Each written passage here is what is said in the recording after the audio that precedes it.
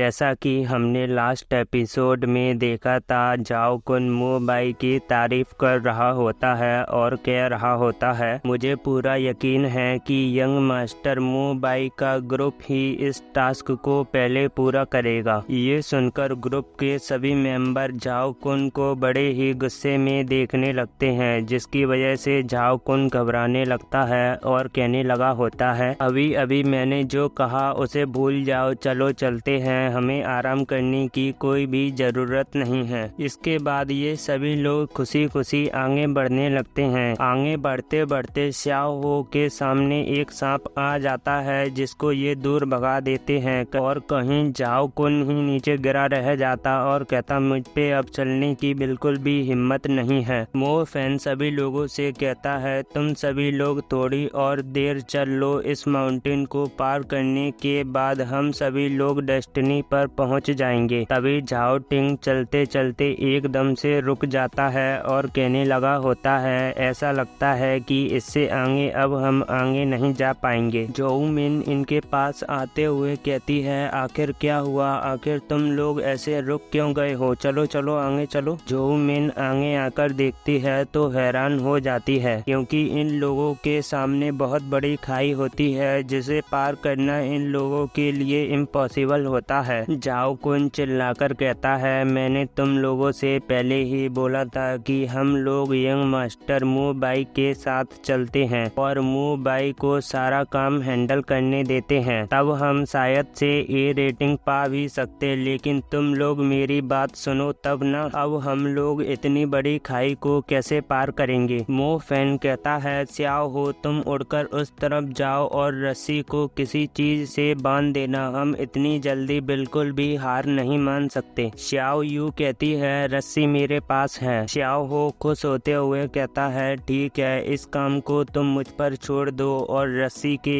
एक छोर को इस तरफ बांध देता है। जाओ कुन हंसते हुए कहता है, चलो एक्ट करना बंद करो, अगर तुम लोग मर जाते हो तो कुछ नहीं होगा, लेकिन मान लो अगर तुम लोग गिर जाते हो और लूड़े लंगड़े हो जाते हो तो ये बहुत ही परेशान करने वाली बात होगी। श्याओ हो गुस्से में कहता है, तो भाड़ में जा, और अपने विंड एलिमेंट का यूज करके खाई की दूसरी साइड चला जाता है। श्याओ यू खुश होते हुए कहती है, श्याओ हो ऐसे कामों में बड़े ही कमाल का है। जाओ कुन कहने लगा होता है, आखिर सभी लोगों को इसमें अच्छा क्या लग रहा है। श्याओ हो उस तरफ से कहने लगा होता है, मो फैन मैंने इस साइड रस्सी को सही तरीके से बांध दिया है, अब तुम सभी लोग इस तरफ आ सकते हो। इसके बाद सभी लोग एक एक करके रस्सी से दूसरी साइड जाने लगते हैं। हमें दिखाया जाता है, जान कोंग सभी स्टूडेंटों पर नजर रखे होता है। पीछे से